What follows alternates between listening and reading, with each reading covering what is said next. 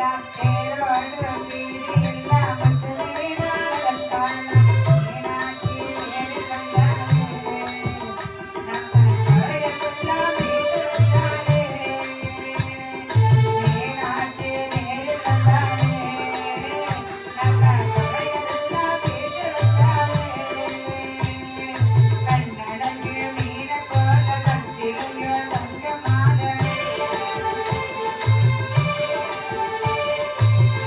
on.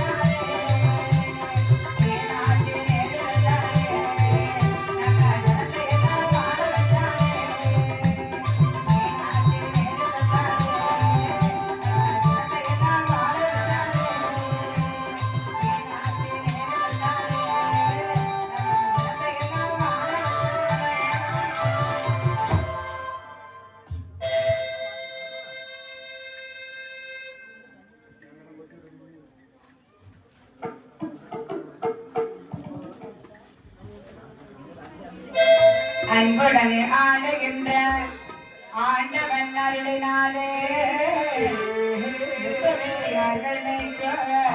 ஈசனார் பாதம் போற்றி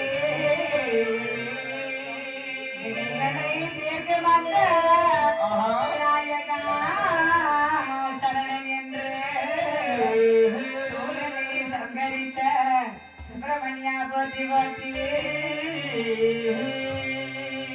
மன்னார்குலத்தில் பிறந்ததினால் மன்னாரமாடன் என்று மந்திரங்கள் கற்றதினால் மந்திரமூர்த்தி சுவாமி என்றோ மன்னாரமாட சுவாமிகளை பாடலிட்டாமே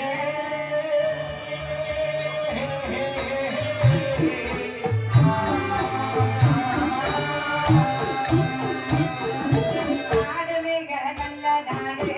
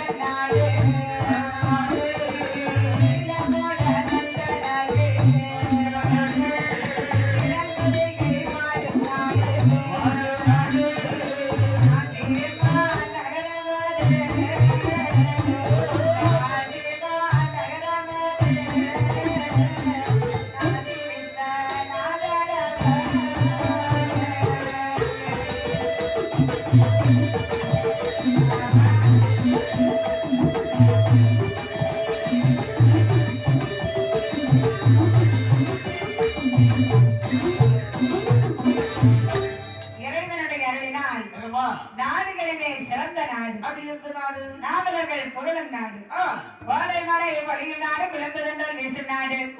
மாதம் ஒன்று மழை பொழிந்து வருடம் ஒன்று புகழைந்து கண்ணல் சென்னங்கள் எல்லாம் செழிப்பெற்று விளங்கக்கூடிய நாடு எந்த நாடு தெரியுமா? பூத்து குலுங்குகின்ற நாடு எந்த நாடுமா? காசிமா நகரம். காசிமா நகரம். அந்த காசிமா நகரத்துல யார் அமர்ந்திருக்கிறாங்க? காசி விஸ்வநாதரும் விசாலாட்சி அம்மாவும் அமர்ந்திருக்கிறாங்க. அந்த காசி விஸ்வநாதர் கோவில்ல தர்மகர்த்தாவாக இருக்கக்கூடியது யார் தெரியுமா? வடமலையப்பன் பிள்ளை.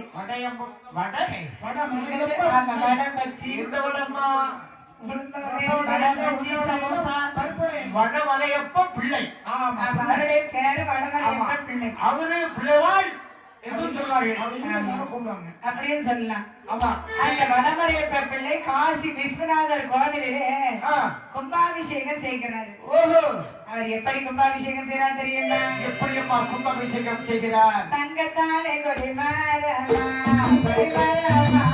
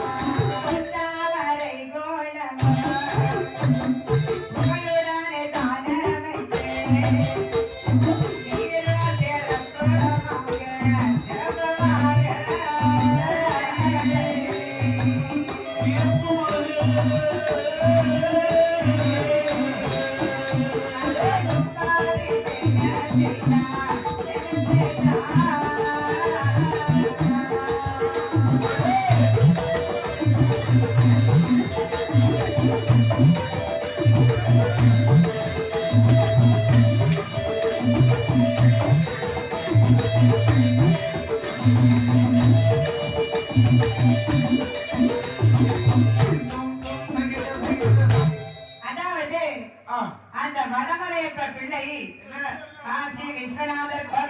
என்னம்மா? எப்படி கும்பாபிஷேகம் செய்யறான் தெரியுமா? எப்படி? தங்கத்தாலே கோபுரமாம், ஆஹா. தங்கத்தாலே கொடிவரமாம், ஆஹா. ஒற்றாமரை குளமும் புகழுடனே தான வைத்து ஆஹா. சீக்கிரம் சிறப்புமாக கும்பாபிஷேகம் செய்கிறது. இவரு கும்பாபிஷேகம் செய்தார் பாத்தீங்களா? ஆமா அப்ப சாப்பாடு என்ன? 3 வேளையும் சாப்பாடு தான். ஆமா. காலையில இட்லி தோசை, மத்தியானம் மத்தியானம் கருவாடு கிச்சடி. அவரு சாப்பாட்டுலயே குறையாது. மத்தியானம் அறுசுவையோட பாயசத்தோட சாயசம் முப்பத்தோடு சாப்பாடு. அப்படி செழிப்பா இருந்தாலும் ஆனா ஒரு வார்த்தை சொல்லுவாங்க தெரியுமா? எம்மா?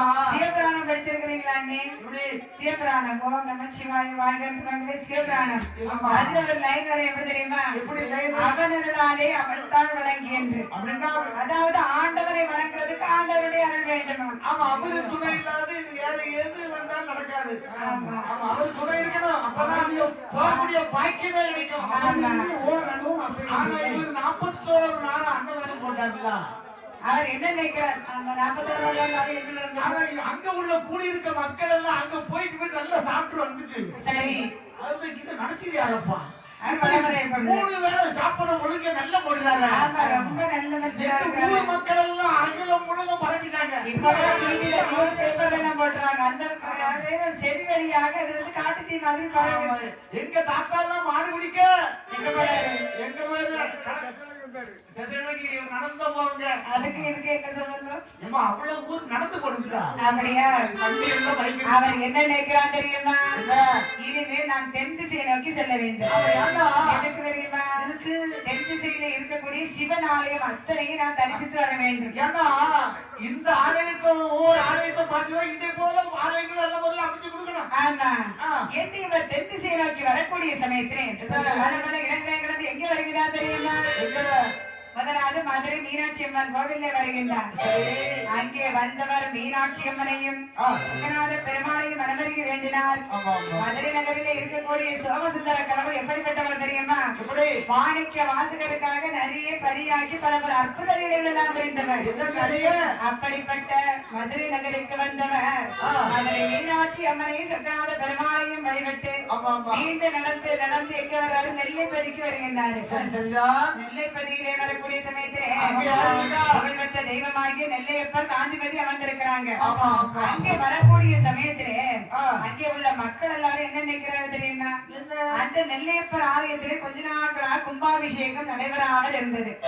காசி விஸ்வநாதர் ஆலயத்திலே கும்பாபிஷேகம் செய்த வடமலையப்ப பிள்ளை இப்போது நெல்லைக்கு வந்திருக்கிறாருங்கிறத கேள்விப்பட்ட மக்கள் எல்லாம் என்ன செய்யறாங்க தெரியுமா? அங்க உள்ள ஊர் தலைவர் நாட்டாம எல்லாரும் ஊர் தலைவர் தான் நாட்டாம ரோட்டாம வீட்டாம எல்லாருமே. அதாவது நாட்டு ஊர் தலைவர்ல 2 வகை உண்டு. வகைன்னா நான் சொன்ன மாதிரி நாட்டாம. ஆமா, நாட்டாம பெரியவரு. ஆமா, நாட்டாம பெரியவர் தான். அவருக்கு கீழே ஒரு 6 பேர் இருப்பாங்க. அது யாரு? இவங்க எல்லாம் கலந்து பேசுனாங்க. இவங்க உதவியாளர்கள். அவங்க பேரு கரையக்காரர்கள்னு சொல்லுவாங்க. அதே என்ன இவன் என்ன? அதாவது மலையப்ப உள்ள வடமலையப்ப சொல்லுங்க, அப்படி சொல்லலாம். வந்திருக்காராம். ஆமா, வந்திருக்காரு. ஆமா, திருநெல்வேலிக்கு வந்திருக்காரா? அப்படியா? அவர்கிட்ட ஒரு வார்த்தையை நம்ம பேசி என்று எல்லாரும் மக்கள் தலைவர் எல்லாருமா சேர்ந்து வடமலையப்ப பிள்ளையை சந்தித்து செல்லுகின்றார்கள். ஐயா, வடமலையப்ப பிள்ளை நீங்கதானே காசி விஸ்வநாதர் ஆலயத்திலே கும்பாபிஷேகம் செய்தவங்க. காசி விஸ்வநாதர் ஆலயத்திலே கும்பாபிஷேகம் செய்தது மாதிரி எங்களுடைய நெல்லையப்பர் ஆலயத்திலே நீங்க தான் கும்பாபிஷேகம் செய்ய வேண்டும் என்று தண்டா விட்டு வேண்டினார்கள். அப்போது வடமலையப்ப பிள்ளை சொல்லுகிறார், நான் இங்கே இருக்க வேண்டுமே, ஆனால் இந்த நெல்லையப்பர் ஆலயத்திலே உள்ள கணக்கு வழக்கு சொத்தெல்லாம் ஏன் புறப்பட வர வேண்டும்? யாரு கஷ்டம் எத்தனை ஏக்கர் இருக்கு? ஆமா ஆமா, இதெல்லாம் தெரியும் எனக்கு. சில கள்ளமைக்க கோயில்கள் ஓடுறீங்க கணக்காட்டவனுங்க. ஆமா, கை வர நுனியில எல்லாம் கைவசம் கணக்கு வரணும் என்று சொன்ன உடனே ஊர் மக்கள் எல்லாம் சரின்னு ஒத்துக்கொள்கின்றார்கள். வடமலையப்ப பிள்ளை நெல்லையப்பர் ஆலயத்திலே கும்பாபிஷேகம் செய்து நெல்லைப்பதி சீர சிறப்புமாக அரசாட்சி புரிந்து வருகிறார். அவருடைய ஆட்சி காலத்திலே விவசாயம் மிகவும் செழிப்பா இருக்கிறது. அப்படி என்னமா செழிப்பு? இதற்காகத்தான் வள்ளுவர் சொல்லி இருக்கிறார், தொழுதண்ட வாழ்வாரே வாழ்வார் மற்றதாரன் தொழுதண்ட பெண் செல்வார் என்று. விவசாயிகள் சேற்றிலே கால் வைத்தால் தான் நாம் சோற்றிலே கை வைக்க முடியும். அப்படிப்பட்ட விவசாயம் செழிப்பாக இருந்தது. நல்லவருடைய ஆட்சி காலத்தில் காலத்திலே மாதம் போது நல்ல மழை பொழியும்னு சொல்லுவாங்க அல்லவா? அதே மாதிரி நல்லவர்னா வடமலை பொருள் நல்லவர் தான். அவருடைய ஆட்சி காலத்திலே மாதம் அம்மாறி பொழிந்து சீரோடு சிறப்போடு இருக்கிறது. திருநெல்வேலி எதுக்காக பேரு தான் தெரியுமா? அதாவது எங்க பார்த்தாலும் நெற்களஞ்சியமா தான் இருக்குமா. ஒரு வீட்டுக்கு எடுத்துக்கிட்டா ஒரு 7 ஏக்கர் குறையாம இருக்குமா. நெல்லுக்கு வேலியாக இருக்கக்கூடிய இடமா நல்லா இருக்குமா. அதான் திருநெல்வேலி. திருநெல்வேலி எங்க பார்த்தாலும் ஒரே ஓட. இப்ப பரவாயில்ல. ஏன்னா இப்ப விவசாயம் செய்ய ஆள் இல்ல, மம்பட்டி வரைக்கும் ஆள் இல்ல. ஆமா, அவன் இப்படி தட்டுப்பாடாகி போச்சு. ஏன்னா நம்ம பிள்ளைகள தாமதெல்லாம் வேலை செய்ய அனுப்ப மாட்டாங்க. என் பிள்ளை கவர்மெண்ட் வேலைக்கு தான் போகணும்னு நினைக்கிறேன். என் பிள்ளை வீட்டை விட்டு வெளில போக கூடாது. என் பிள்ளை தொழிற்குள்ள கால போடக்கூடாது. என் பிள்ளை இப்படி அருமையா பொத்தி பொத்தி பிள்ளைகளை வளர்க்காங்க. ஆகவே விவசாயம் மறைஞ்சு போச்சு. இப்போ இப்படியாக மாதம் ஒன்று மழை பொழிந்து வருடம் ஒன்று போல் விளைந்து ஒரு நெல் கட்டுக்கு ஒரு கோட்டை நெல்லானது கிடைக்கக்கூடிய அளவிற்கு செழிப்பா இருந்திருக்கிறது. ஆமா, அந்த நேரத்திலே அந்த விவசாயிகள் எல்லாரும் வடமலையப்ப பிள்ளையை சந்தித்து செல்லுகின்றார்கள். விவசாயம் செய்வதற்கு விவசாயம் செய்வதற்கு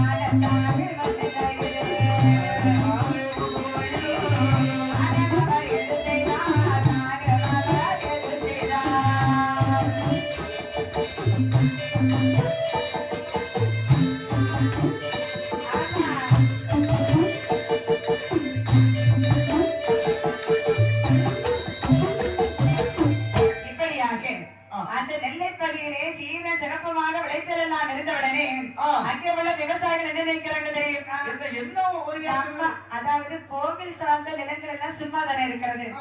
அந்த இடத்திலேயும் விளைச்சல் எல்லாம் செய்தா இன்னும் நிறைய லாபம் பார்க்கலாமே. விவசாயிகளுக்கு லாபம் வந்தாதான் ரொம்ப அக்கறை கொடுக்கும். சரி, எந்த ஒரு வயலையும் சேர்த்து பயிரிட்டா கூட கொஞ்சம் நெல் பயிர் விளையுமே என்று ஆசைப்பட்டார்கள். ஆமா, ஆசைப்பட்டாரு. வடமலையப்பர் பிள்ளையிடத்திலே சென்றவுடனே வடமலையப்பர் பிள்ளை சரின்னு சொன்னார். அதுவும் சரிதானே. ஆனா கோவில் சார்ந்த நிலங்கள் 7 ஏக்கர் இருக்கிறது. அதாவது 7,000 ஏக்கர் இருந்து பார்த்தீங்களா? இந்த 7,000 ஏக்கரையும் 7 ஊராக பிரிக்கிறாரு. ஆமா, இந்த 7 ஊருக்கு தலைவர் யார் தெரியுமா? செம்பர குடும்பம். அவர் பேரு செம்பர குடும்பம். செம்பர குடும்பம், உச்சி குடும்பம் கேள்விப்பட்டிருக்கீங்களா?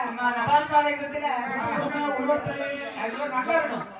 அதே மாதிரி ஒரு பேர் செம்பர குடும்பம். என்ன செய்வாங்க?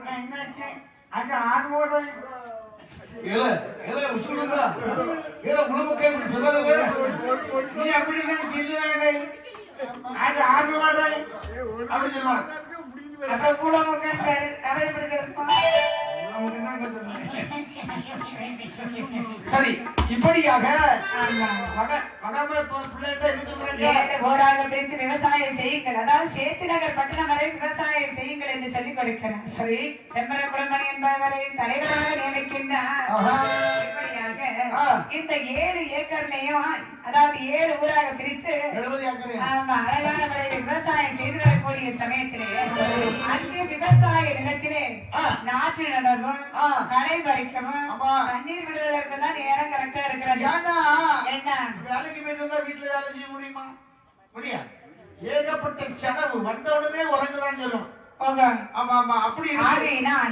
அதாவது அங்க உள்ள பெண்களுக்கு வீட்டு வேலை செய்ய வேண்டிய வேலையா இருக்கிற ஆண்கள்னா வெளி வேலையை மட்டும் செய்வாங்க. பெண்களும் சேர்ந்து ஆமா பெண்கள் தான் நாட்டு நடந்து களவெடுக்கிறதெல்லாம் பெண்கள் தான். ஆமா ஆமா அவங்களுக்கு வீட்டுல துணி தைக்கிறதுக்கு முடியல. நேரம் இல்ல, சாப்பாடு பொங்கிக்க நேரம் இல்ல. சாப்பாடு பொங்கிதான் ஆகணும். துணி தைக்கிறதுல எக்ஸ்ட்ரா வேலை. ஆகையினால் கலைத்தத்திலே கையாலே ஏற்றி வைப்பதற்கு புரதன் வேண்டும். இந்த மக்கள் எல்லாம் யாரிடத்துல சொல்றாங்க? செம்பர குடும்ப இடத்துல வந்து சொல்றாங்க. செம்பர குடும்பம் வடமலையப்ப பிள்ளையை சந்தித்து அதாவது இந்த ஊர் மக்கள் எல்லாம் இந்த துணி துவைக்கிறதுக்கு ஒரு மண்ணால் வேண்டும்னு கேட்கிறாங்க. ஊருக்கு ஒரு மண்ணா இருந்தா இருக்குமே என்று சொன்ன உடனே இந்த வடமலையப்ப பிள்ளை என்ன செய்யறாங்க தெரியுமா? மேல மண்ணாலுக்கு நீட்டாலே தான் எழுதி குடும்ப கொடுத்து விட்டார். மக்கள் வாழும் கன்னியாகுமரி மாவட்டத்தில் சொல்ல வந்து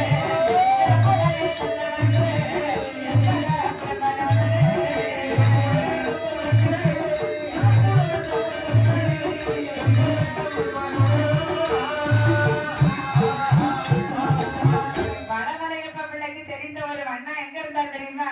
கன்னியாகுமரி மாவட்டத்திலே பூதப்பாண்டியன் சொல்லக்கூடிய ஊர்ல இருந்தாரு. அவரிடத்திலே வந்து நீலவண்ணா அவருடைய பேரு. நீலவண்ணா? ஆமா. அவரு நல்ல நீளம் முறுக்குனார்னா நீளம் துணிக்கு நீளம் முறுக்குனார்னா சரி நீளம் அப்படி ஒரு போல இருக்கும். அதனாலதான் அவர் பேர் நீலவண்ணா. நீலவண்ணா அப்படி இல்லப்பா, பிறந்த உடனே நீலவண்ணான்னு பேர் வச்சுட்டாங்க. சரி எப்படியோ அப்படிங்கிறத எப்படி ரொம்ப நீளமா எடுத்துருக்காரு. நீலவண்ணாம்பா நீல நிறத்துல இருக்காரு. ஆமா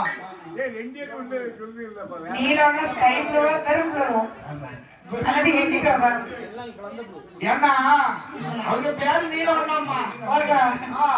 இப்படியாக நீலவண்ணாரிடத்திலே நீட்டோலை கொடுத்து பூதப்பாண்டி ஊரிலே வசித்து வரக்கூடிய அந்த நீலவண்ணாரிடத்திலே கொண்டு கொடுத்து வரும்படியாக செம்பர குடும்பத்திலே நீட்டோலை கொடுத்து அனுப்புகிறார் வடமலையப்ப பிள்ளை. பூதப்பாண்டி ஊருக்கு செல்ல வேண்டும். எப்படி வர்றான் தெரியுமா? தக்கம்மாள் புறம் கடந்து அது எங்க இருக்கு கேள்விப்பட்டது இல்லையா? தக்கம்மாள் புறம் திருநெல்வேலியா? ஆமா, அந்த திருநெல்வேலியில இருந்து தக்கமால்புரம் வர்றாரு. அதை கடந்து வள்ளியூர் கடந்து அப்புறம் பணக்கொடி வழியாக மீண்டும் நடந்து செண்பகராமன் புதூர் வழியாக பூதப்பாண்டி ஊர்லயே வருகிறார். சரி வந்து அங்கே நீலவண்ணாருடைய அண்ணனையிலே அதிகாலை நேரத்தில் வந்தவர் கதவை தட்டணும். நான் தானே யாருப்பா?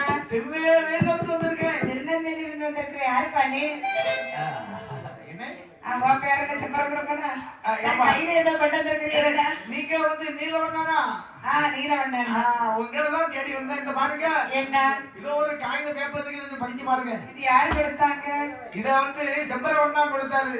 அதாவது வடமலையப்ப பிள்ளை உங்களிடத்திலே கொடுத்து வரும்படியாக சொல்லி அனுப்பினார் என்று சொன்னவுடனே அதை வாங்கி வாசித்து பார்க்கிறார் நீலவண்ணன். அதுல என்ன எழுதியிருக்கிறது தெரியுமா? அந்த சேத்து நகர் பட்டணத்திற்கு துணி கொடுப்பதற்கு ஆள் வேண்டும் எழுதியிருக்கிறது. சரி, அவர் என்ன செய்கிறார் தெரியுமா? தனது தங்கை மாடு பிள்ளை மாடு வந்தான்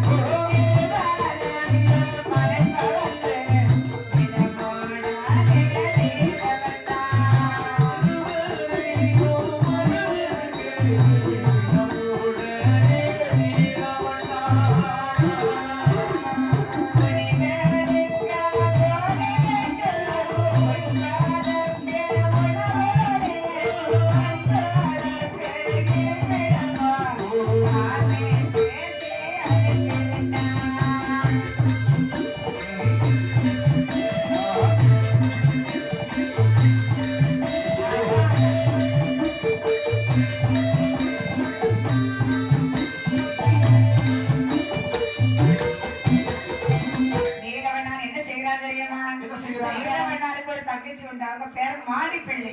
மாடிப்பிள்ளை. அவருடைய கணவன் மாடவண்ணா. மாடிப்பிள்ளை மாடவண்ணா. அவங்க மாடி வீட்டுல பிறந்தனால மாடிப்பிள்ளை. இல்லம்மா பேர் மாடிப்பிள்ளை. அவருடைய கணவருடைய பேர் எப்படி தெரியுமா? மாடவண்ணா. துணியை நல்ல மடிப்பா. அதனால மாடிப்பிள்ளை பேர் இருக்காங்க. அவங்க ரெண்டு பேர்களையும் துணி எடுக்கிறதுக்கு அனுப்ப வேண்டும். ஆமா யாரோ ஆனா நம்பிக்கையானோ தங்கச்சி புருஷன். தங்கச்சியும் தங்கச்சி புருஷனையும் சொல்லி அனுப்புறோம். சரி. சும்மா இருப்ப முடியுமா? ஆமா. ஐயா செம்பர குடும்பனாரு. என்ன? நீங்க என்ன செய்யணும் தெரியுமா? என்ன? உங்களை அனுப்பிவிட்டாரு வடமலையப்ப பிள்ளை. ஆமா. அவரிடத்துல இவங்களுக்கு முதல்ல தங்குறதுக்கு ஒரு நல்ல வீடு கொடுத்துறணும். வீடு வேணும்ல. அப்புறம் பூரி கரெக்டா கொடுத்துறணும். அப்புறம் சாப்பிடுறதுக்கு 3 வேளை சாப்பாடு கொடுத்துறணும். சாப்பாடு பொங்கி சாப்பாடு அரிசி முடிஞ்சிடும். சரி. என்று சரி. இவர்கள் பூதப்பாண்டி ஊர்ல இருந்து திருநெல்வேலி சீமையாகிய ஏனாங்குடி பட்டணத்திற்கு செல்ல வேண்டும் என்று மாடிப்பிள்ளையும் மாடவண்ணான செம்பர குடும்பனோடு நடந்து வருகின்றார்கள். நாடாக்குடியை கடந்து பாளையங்கோட்டை வழியாக சேத்திநகர் பட்டணத்திற்கு வருகின்றார்கள். அங்கே வந்து வடமலையப்ப பிள்ளையை சந்தித்து, அம்மா நீங்க தானே எங்களை அழைத்து வர சொன்னீங்களா? அங்கேதான் நாங்க 2 பேரும் வந்திருக்கிறோம். சரி. வேற ஒண்ணு இல்ல. என்ன விஷயமா அழைத்து வர சொன்னீங்க? விவசாய மக்களுக்கு விவசாயம் செய்துக்க நேரம் காணாது. அப்படியா? அவங்களுடைய பழைய துணி அழுக்குகளை தான் நீங்க விழுக்கணும். நாங்க துணி வைக்கணுமா? இந்த சுத்தி 7 ஊர் இருக்கு. சரி. 7 ஊர்ல உள்ள அழுக்கும் துணி மணிகளை நீங்க தான் விழுக்கணும் என்று சொல்லி, அதாவது சேத்திநகர் பட்டணத்துக்கு ஒரு புறமா ஏராங்குடியின் பட்டணம் இருக்கிறது. அதுல நீங்க குடிசை வைத்து அங்கே அமர்ந்து கொள்ளுங்கள் என்று சொல்லி, தாமிரபரணி நதிக்கரையில் தாரையடி ஓரத்திலே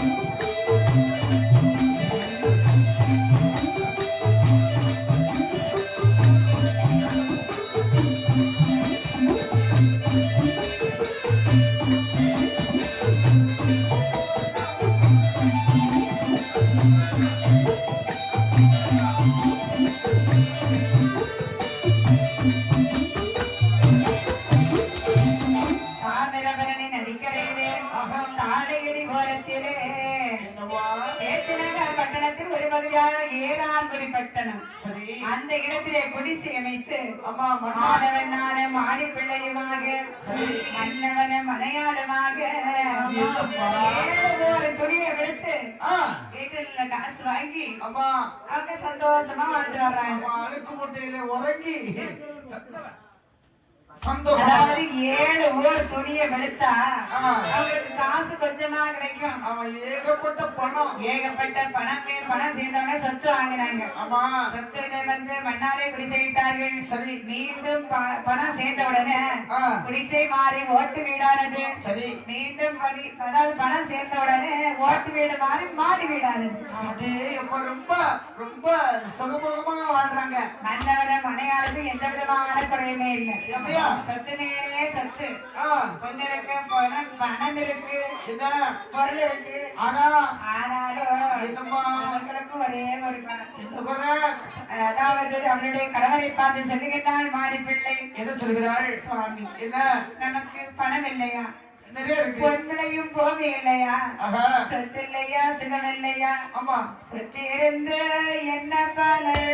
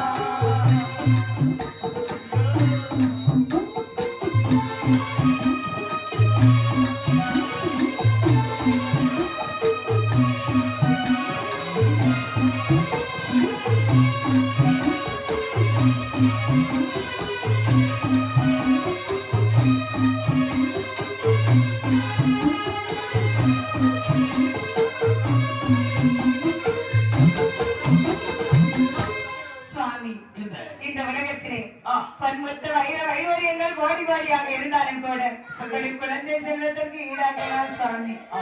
எனக்கு ஒரு மகன் இருந்தால் சரி. ஒரு பெண்ணி வட்டிலே சாதத்தை வைத்து ஆமா. சாப்பிட மகனே என்று ஓட்டி மகிழ முடியாத பாவியாகி விட்டேனே சுவாமி கஞ்சிய கவுக்கிறதுக்கு ஒரு பிள்ளை இல்லையே சுவாமி. தேங்காய் திரும்பி கொண்டு இருக்கும்போது என்னுடைய மகன் கையேற்றி கொண்டு நிற்பானே சுவாமி சாப்பாடு ஊட்டும் போது மண்ணளந்து வைக்கிறதுக்கு ஒரு குழந்தை இல்லையே சாமி. நிறைய குடம் தண்ணீர்ல கைகளேந்து போட்டு விளையாடுமே சுவாமி ஐயோ. இப்படியாக சரி இருந்தாலும் அந்த சொத்தை ஆவதற்கு ஒரு குழந்தை செல்வம் வேண்டாமா ஆமா. என்று அழைத்து பிறம்பியவுடனே அப்போது மாற வேண்டாம் சொல்லுகிறார் என்ன சொல்லுகிறார்? அம்மா மாடி பிள்ளை ஆமா. இந்த ஊர்ல உனக்கு பிடித்தமான குழந்தை ஏதாவது இருந்தால் சொல்லு கோடி கோடியாக பொண்ணை கொடுத்தால் எனக்கு பிடித்த குழந்தையை நான் வாங்கி கொடுக்கிறேன் சுவாமி என்ன வார்த்தை சொல்லிவிட்டீர்கள் சுவாமி. ஏன் நான் தப்பாக சொன்னேன் கோடி கோடியா பொருட்கள் கொடுத்து குழந்தைகள் வாங்கினாலும் அடுத்தவன் என்ன சொல்லுவா? என்ன சொல்லுவேன் இவன் வயிற்றுல பிள்ளை பிறகு இவன் மல்லடி என்று என்ன சொல்வார்களே சுவாமி. கோடி கோடியாக பொண்ணை கொடுத்து ஒரு குழந்தையை வாங்கினாலும் ஆ, பார்த்த பிள்ளை தானே சுவாமி சொல்லுவாங்க சொந்த பிள்ளைன்னு சொல்ல மாட்டாங்களே. பணத்துக்கு பிள்ளை வாங்கி பந்தல்ல விட்டால் பந்தல் நிறைவா சுவாமி செய்வோம் பந்தல் தான் நிறைஞ்சிருக்கும். நான் ஆண்டியை அடித்தேன் அரக்கடமை செய்தேன் இல்லை. கொத்தையை குறைத்தேனா குறைமறைக்கால் நடந்தேனா சரி. காப்பாளரை வதைத்தேனா கோன் குருடரை குறை சொன்னேனா இல்லை இல்லை. பால்பசுவை வதைத்தேனா நான் என்ன பாவம் சுவாமி செய்தேன் ஆமா ஆமா ஆமா என்று அவன் அழுது புலம்புகிறாள். ஆமா. ஆனால் ஆனால் ஒன்று நாம் அறிந்து எந்த விதமான பாவமையும் செய்யல ஆமா. ஆனா நம்ம முன்னோர்களுக்கு ஏதாவது பாவம் செய்தாங்களோ நமக்கு தெரியல அப்படியா? ஆகையினால் ஏதாவது தான தர்மங்கள் செய்து புண்ணியத்தை தேடுவோம் என்று தானங்கள் செய்தார்கள். அன்னம் என்று வந்தவர்க்கு வந்தவர்க்கு அன்னதான செய்தேடுவார்.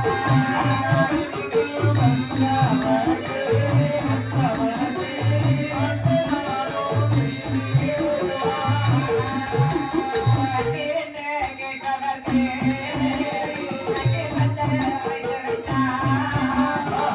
ஏனபடி கண்டனத்தே அடங்காத அமைத்து விட்டார்.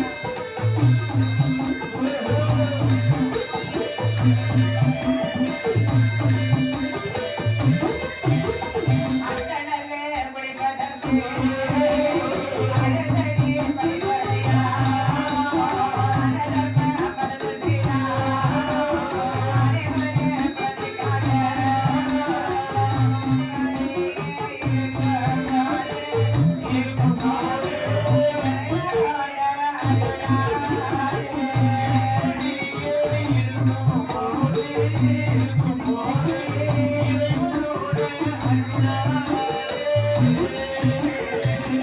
அதாவது ஒரே ஒரு குழந்தைக்காக சரி. இந்த மாடவனார மாடி பிள்ளையமாக என்னம்மா? அன்னம் வந்து கேட்பவர்களுக்கு அன்னதானம் செய்யறாங்க சரி. தண்ணீர் என்று கேட்பவர்களுக்கு தண்ணீர் பந்தல் அமைத்து வைக்கிறாங்க ஆஹா. ஏதான்குடி பட்டணம் முழுவதும் தான தர்மங்கள் எல்லாம் செய்யறாங்க ஏகப்பட்ட தானங்களும் தர்மங்களும் செய்தார்கள். ஆனாலும் குழந்தை செல்வம் இல்லை. இப்படியாக பல தான தர்மங்கள் செய்த குழந்தை பாக்கியம் அடையாமல் ஆண்டவன் நினைத்து தவம் இருந்தாவது நாம் குழந்தை அடைய வேண்டும் ஆஹா. அப்படி என்றால் ஆண்டவனுக்கு தவம் இருப்போமா? அதாவது நம்முடைய ஊருக்கு மேற்கு பக்கத்திலே இருக்கிறது சங்கரன் கோவில் அங்கே சென்று தவம் இருந்தாவது குழந்தை அடையலாம் என்று மாடவண்ணான மாடு பிள்ளையுமாக நான் என்ன செய்யறாங்க தெரியுமா என்னமா செய்கிறார்கள்? ஆடி மாசத்துல வீடு வெள்ளை அடிக்கிறாங்க ஆமா.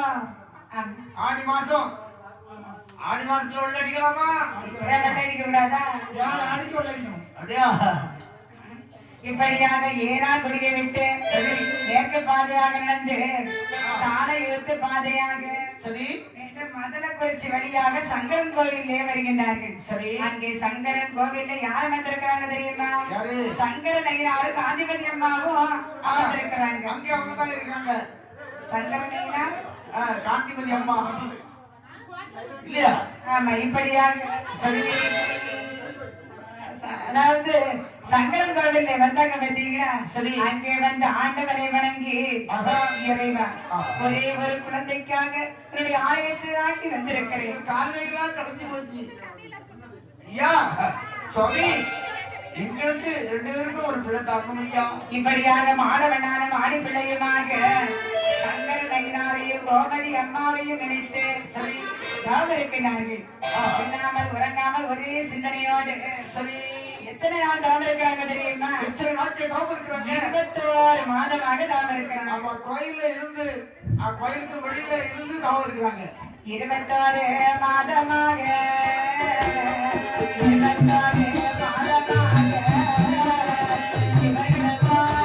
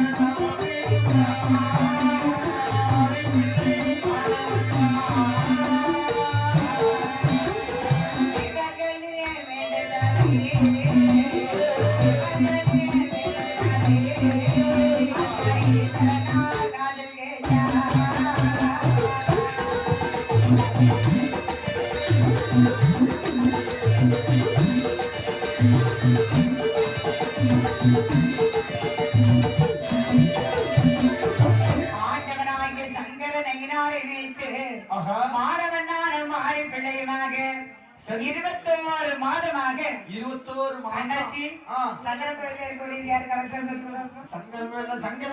சங்கர நயினார் கோமதி அம்மாவா வந்திருக்கிறாங்க. சரி. சங்கர நயினாரை கோமதி அம்மாவை நினைத்து 21 மாதமாக தவம் இருக்கிறாங்க. என்ன 21 மாசம் அங்க துணியெல்லாம் விளக்குது யாரு? துணியெல்லாம் அவங்க விடுக்கல, அப்ப அவங்க லீவ் விட்டுட்டாங்க. அதாவது அதுக்கு ஒரு ஆளை ஏற்பாடு பண்ணிட்டு வராங்க. சரி, அப்படி சொல்லுங்க.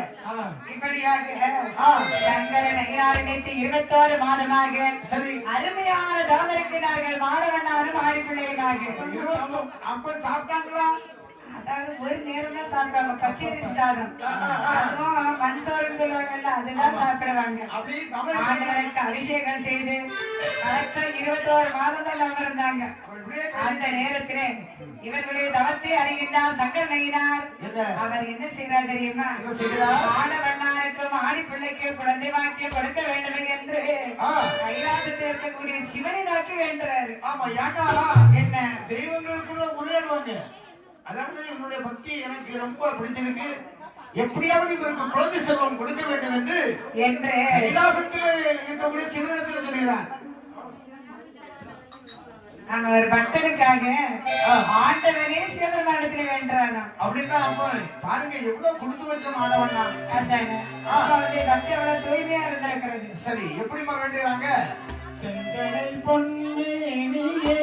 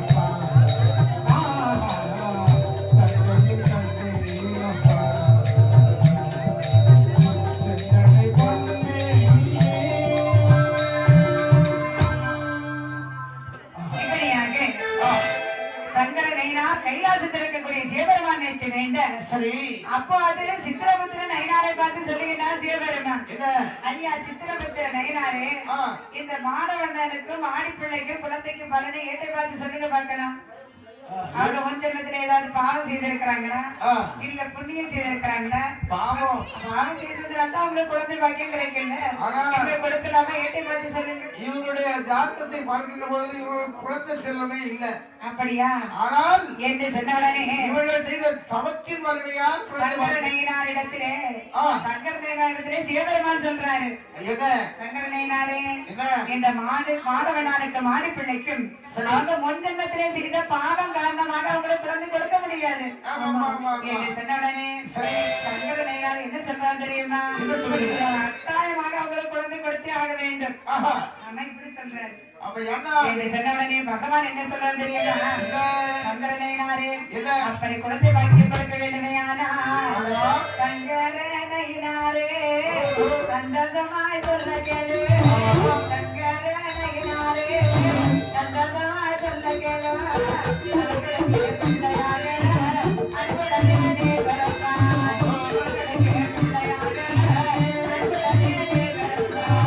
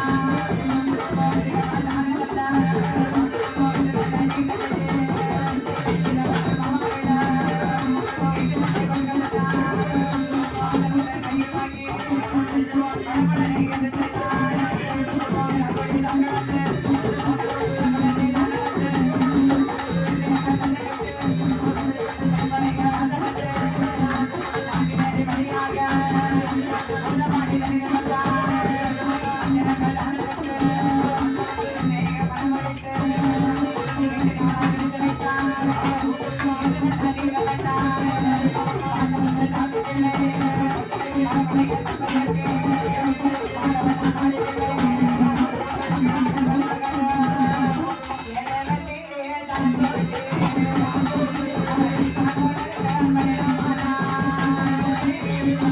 you.